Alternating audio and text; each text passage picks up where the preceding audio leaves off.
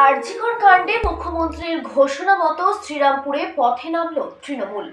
হাতে প্ল্যাকার্ড নিয়ে বুকে কালো ব্যাচ লাগিয়ে সিবিআইয়ের সঠিক তদন্ত এবং দোষীদের শাস্তির দাবিতে শ্রীরামপুর নগার মোড় থেকে মাহেশ স্নানপিড়ির মাঠ পর্যন্ত তৃণমূলের প্রতিবাদ মিছিলে পা মেলালেন শ্রীরামপুর সাংসদ কল্যাণ বন্দ্যোপাধ্যায়, শ্রীরামপুরের বিধায়ক সুদীপ্ত রায়, শিলিগুড়ির সাংগঠনিক জেলার সভাপতি অরিন্দম গুইন এবং পুরসভার পুরপ্রধান। মিছিলে হাঁটতে হাঁটতে দোষীদের শাস্তির দাবিতে সুর চড়ান সাংসদ কল্যাণ বন্দ্যোপাধ্যায়। আমরা ফাঁসি চাই। সিবিআই আজকে 96 ঘন্টা নিয়েছে। 96 ঘন্টার মধ্যে কোনো কিছু প্রোগ্রেস করতে পারেনি। যেখানে পশ্চিমবঙ্গ সরকারের পুলিশ 12 ঘন্টার মধ্যে একজনকে অ্যারেস্ট করেছিল এবং যদি কলকাতা পুলিশের হাতে থাকতো তাহলে ফাস্ট ট্র্যাক কোর্টে যে এর বিচার হয়ে যেত। 15 দিনের মধ্যে 10 থেকে 15 দিনের মধ্যে বিচার হয়ে যেত। যারা করে যায় তাদের ফাঁসি হতো। আজ সিবিআই তার কোনো কিচ্ছু করতে পারছে না। সিবিআই ধরার পরও আবার সিবিআই কোর্টে যাবে।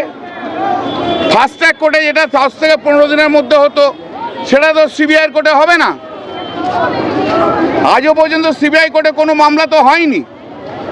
সিবিআই যেগুলোকে ধরেছিল, ধরুন আপনি তাপসী মালিক, আলটিমেটলি কি হলো? দোষীরা ঘুরে বেড়াচ্ছে, সিবিআই তো কিছু করতে পারেনি। সিবিআই তো এখানে সিপিএম এবং বিজেপির দালাল হিসেবে কাজ করবে, তো আমাদের জানা আছে। তা আমরা ওসব নাটক ফাটক নয়। সোশ্যাল মিডিয়ায় অনেকের অনেক বিপ্লব দেখলাম। সোশ্যাল মিডিয়ায় বিপ্লব হয় না, বিপ্লব হয় রাস্তায়। দিনের 365 দিন আমরা মানুষের পাশে থাকি। এদের এখন ধান্দা হচ্ছে লক্ষ্মীর ভাণ্ডার বন্ধ করতে হবে।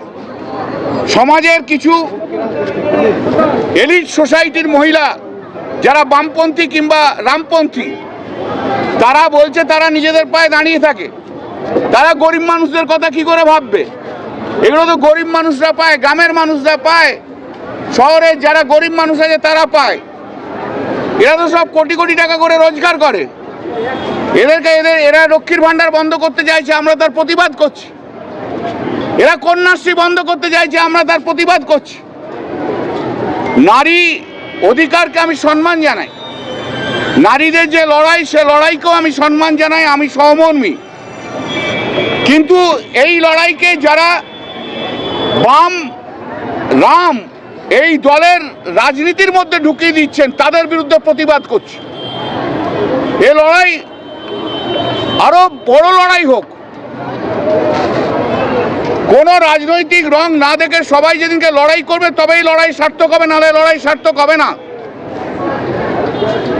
এ লড়াই শুধু কর্মক্ষেত্রে সিকিউরিটির কথা নয়।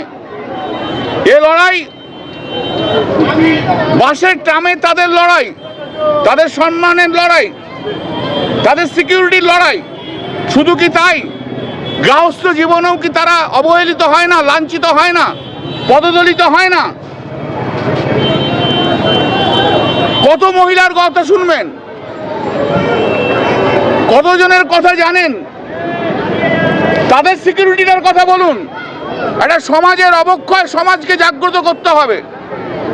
কোনো মহিলার সঙ্গে যিনি রয়েছেন একজন পুরুষ মানুষ, তাকে হয়তো তার ভালো লাগতে পারে, কিন্তু সেই পুরুষ মানুষ তো অন্য মহিলার চোখেও ভিলেন হতে পারে। লড়াইটা কার বিরুদ্ধে সেটাই তো জানতে চাই। মুখ ফুটে বলতে হবে লড়াইটা কার বিরুদ্ধে।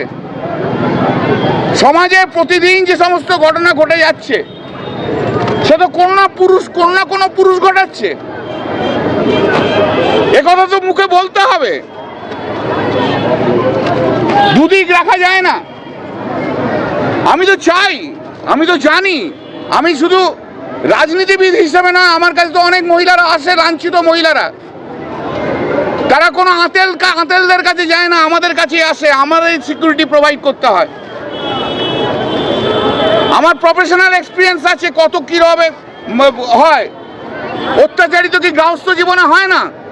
কেন সেই সময় সেই সব মহিলাদের বিরুদ্ধে লড়াই হবে না? সেসব মহিলার জন্য গ্রামের কোনো মহিলা যদি অত্যাচারিত হয়, তাহলে শহরের মহিলা তাদের জন্য লড়াই করবে না কেন? গরিব মেয়েদের মানুষের ইজ্জত নয়। উত্তরাখণ্ডে কালকে যে নার্সের ধর্ষণ করে খুন হয়েছে তার বিরুদ্ধে কথা কোথায়? কেন চুপ? কেন চুপ? কেন চুপ? কোথায় ছিলেন হাতদাসের সময়? কোথায় ছিলেন? কদিন থাকবেন তাদের পাশে? আমরা তো সেটাও চাই। করুন না লড়াই, এই লড়াই আমার সমর্থন আছে, আমার দলের সমর্থন আছে, আমার কর্মীর সমর্থন আছে, কিন্তু রাজনীতির রং না দেখে করতে হবে। সিপিএম বিজেপির টাকায় কোনো লড়াই, সে লড়াই নয়, সে লড়াই মানুষের লড়াই নয়।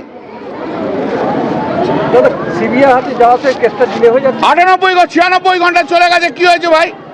72 ঘন্টার মধ্যেই তো কলকাতা হাইকোর্ট রাজ্য সরকার থেকে সিবিআই তুলে দিল। 96 ঘন্টা হয়ে গেল, কই তার তো কোনো প্রোগ্রেস নেই।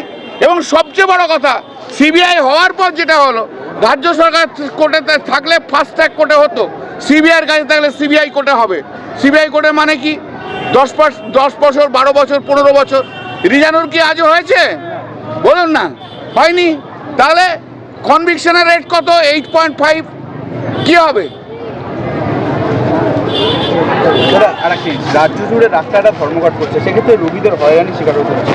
ডাক্তাররা সেটা ভাবুক, ডাক্তারদেরও সেটা ভাবতে হবে। আমি তো আর কিছু বলবো না, তাদের অধিকার আছে, তারা করছে, কিন্তু তাদেরও ভাবতে হবে। কিন্তু আইএমএটা এখন বিজেপি সরকার দ্বারা পরিচালিত।